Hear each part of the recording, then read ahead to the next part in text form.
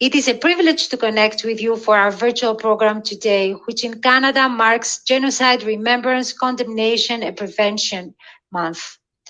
C'est un privilège pour nous de communiquer avec vous pour notre programme virtuel aujourd'hui, qui marque au Canada le mois de la commémoration, de la condamnation et de la prévention de génocide. Now let me introduce our moderators, Gary and Andrea Dyck. Gary and Andrea lived in the Xinjiang Uyghur Autonomous Region of Canada, which is also known as East Turkestan, from 2008 until 2018. They did 5 years of language and cultural studies in Mandarin and Uyghur, and in the last 5 years ran a large-scale compost business as a social enterprise to assist low-income farmers. Gary is now Executive Director of the Mennonite Heritage Village in Steinbach, Manitoba. Andrea is a family coach and child development educator. She's currently working on her master's in counseling psychology. Permettez-moi maintenant de vous présenter les modérateurs Gary et Andrea Dyck. Gary et Andrea ont vécu dans la région autonome ouïghour de Xinjiang en Chine, également connue sous le nom de Turkestan oriental, de 2008 à 2018. Ils ont fait 5 ans des études linguistiques et culturelles en mandarin et en ouïghour et durant les 5 dernières années ont géré une entreprise de compostage à grande échelle en tant qu'entreprise sociale pour aider les agriculteurs à faible revenu. Gary est maintenant directeur général du Mennonite Heritage Village à Steinbach, Manitoba. Andrea est coach familial et éducatrice en développement de l'enfant. Elle travaille actuellement à sa maîtrise en psychologie du counseling. Thank you, Angelique. Yes, we and our 3 children loved living in China and in the Uyghur region in northwest China.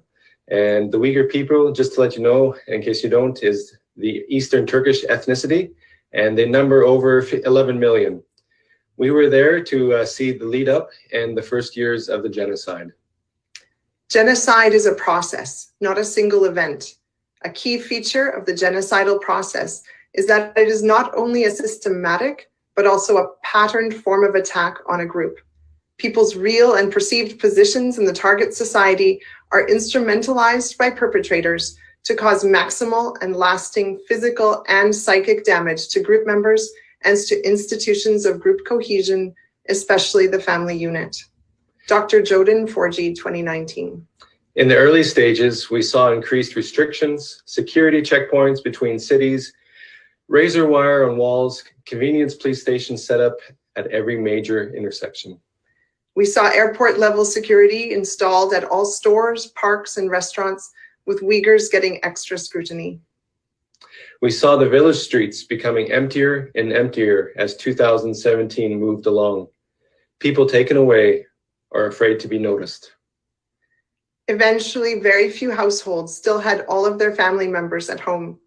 Some were taken to the camps, others were required to rotate among the village homes, teaching the new restrictions and watching on their fellow Uyghurs. Beards, prayer mats, and religious ceremonies became very suspect. Skirt length and headscarves were scrutinized.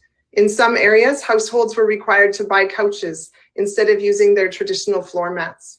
We saw security checkpoints now coming in between villages.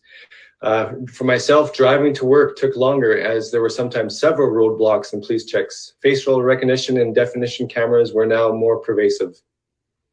Our son's teenage friends were afraid to turn 18, as it meant they would also face the threat of being taken. We saw megaphones and speakers installed on every street so you cannot escape the blaring sounds and anthems of how to behave.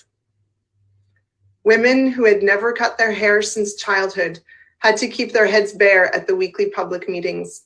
They stood there with their hands covering their faces in shame and eventually cut their hair off to comply. Use of electricity and gas was monitored. I could no longer buy gas for my van without borrowing a local ID card from someone, which then became risky to that person, as no one wanted the follow-up police call for buying too much gas. Walking the streets, there was a strange forced calm. The police on the corners and the shop owners along the streets regularly practiced drills as though a terrorist attack could happen at any moment. Pedestrians suppressed all emotion to avoid any unwanted attention. One day, as I was going by a market gate, I saw an older man, not allowed in. In frustration, he pushed someone. A signal was given, and within seconds, guards and police vans rushed to the scene and surrounded him. 6 a.m. morning calls began on the suburban village streets near where we lived. Police would blow their whistles, and within minutes, everyone had to arrive for their picture. They would all be asked, "Are you happy? How is your marriage? Is everyone home and happy?" We saw a re-education camp just down the street from our home being built and set up. We knew this was not a happy time.